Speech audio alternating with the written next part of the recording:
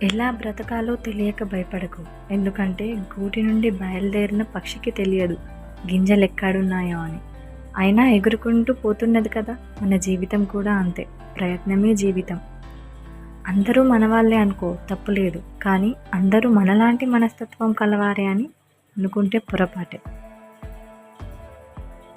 నన్ను నేను నమ్ముకున్న ప్రతిసారి విజయం నన్నే వరించేది. ఒకరిపై ఆధారపడిన ప్రతిసారి నేను నిందించుకోవాల్సి వచ్చేది. చివరికి నాకు అర్థమైంది స్వశక్తికి మించిన ఆస్తి లేదని. జ్ఞానం అనేది సంపాదిస్తే వచ్చేది కాదు, మనలో ఉన్న అజ్ఞానాన్ని విడిచిపెడితే వచ్చేది. దురదృష్టం అని బాధపడకు, అదృష్టంపై ఆశ పెట్టుకోకు, కష్టాన్ని నమ్ముకొని పైకెదుగు.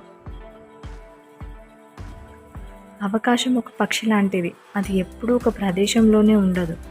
ఒక చోటు నుండి మరో చోటుకి ఎగిరి వెళ్ళిపోతుంది. మట్టిలో ఎన్ని మలిన పదార్థాలున్నా దానిలో విగ్రహాలు చేసేటప్పుడు వాటిని పూజిస్తారు.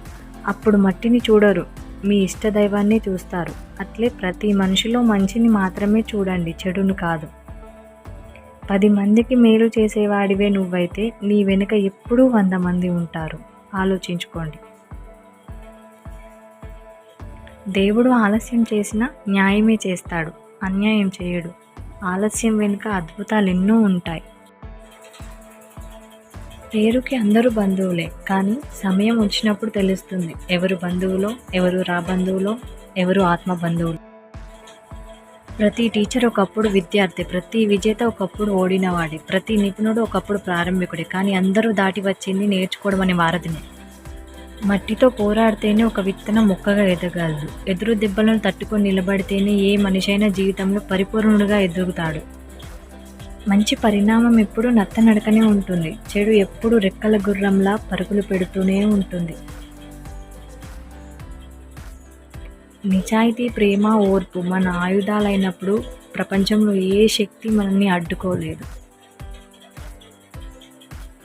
నీ వెనకేముంది, ముందేముంది అనేది నీకు అనవసరం.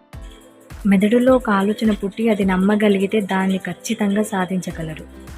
రోజుకొక్కసారైనా మీతో మీరు మాట్లాడుకోండి, లేకపోతే ఒక అద్భుతమైన వ్యక్తితో మాట్లాడే అవకాశం కోల్పోతారు. చాలా చిన్న పనైనా సవ్యంగా చేస్తే మంచి ఫలితాలు లభిస్తుంది. పట్టుదల వదలకుండా చేసే ప్రయత్నం చివరకు విజయాన్ని చేకూరుతుంది. ఒక్క రోజులో దేన్ని సాధించలేం.